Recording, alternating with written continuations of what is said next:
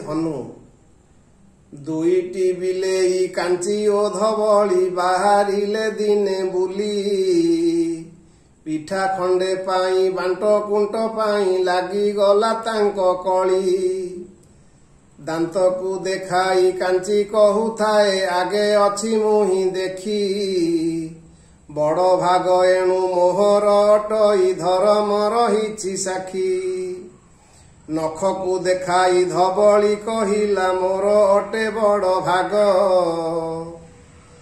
ପିଠାଟିକୁ ଯେଣୁ ଗୋଟାଇ ଆଣିଛି କରି ମୁହିଁ କେତେ ବାଗ। କାମୁଡ଼ା କାମୁଡ଼ି ତଳେ ଗଡ଼ା ଗଡ଼ି ବିବାଦ ଛିଣ୍ଡିଲା ନାହିଁ। ହନୁଟିଏ ଧରି ନିକିତି ହାତରେ ଗଛେ ରହିଥିଲା ଚାହିଁ। ଡାକିଲା ହକାସି ଶୁଣ ଆରେ ପୁଷି ହାତେ ମୋ ଦେଖ ନିକିତି। ପିଠା ଆଣ ମୁହିଁ ବାଣ୍ଟ କରିଦେବି ମୁଁ ଶ୍ରେଷ୍ଠ ବିଚାରପତି।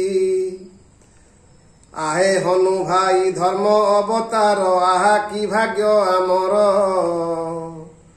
ପିଠା ବାଣ୍ଟି ଦିଅ ଆମ ଦୁଇ ମଧ୍ୟେ କରି ଉତ୍ତମ ବିଚାର। ପିଠାଟିକୁ ଯହୁଁ ଦୁଇ ଭାଗ କରି ହନୁ ତଉଲ ଧରିଲା। ଏକ ପଲା ଟିକେ ହାଲୁକା ହୋଇଲା ଭାରି ହେଲା ନପଲା। ଦୁଇ ପଲା ମଧ୍ୟେ ଦୁଇ ପିଠା ଖଣ୍ଡ ସମାନ ରଖିବା ପାଇଁ। ପିଠା ଖଣ୍ଡେ ଭାଙ୍ଗି ହନୁ ବୁଢ଼ା ତହୁଁ ମଉଜରେ ଦେଲା ଖାଇ। ଖାଇ ଖାଇ କରି ଶେଷ କରିଦେଲା ବିଲେଇଙ୍କ ପିଠା ଖଣ୍ଡ। ପୁଷି ଦୁଇ ଗୋଟି ଘରକୁ ଫେରିଲେ ଆଉଁସି କାନ ମୁଣ୍ଡ। ଦୁଇ ଜଣଙ୍କର ବିବାଦ ଲାଗିଲେ ତୃତୀୟ ନିଏ ଫାଇଦା।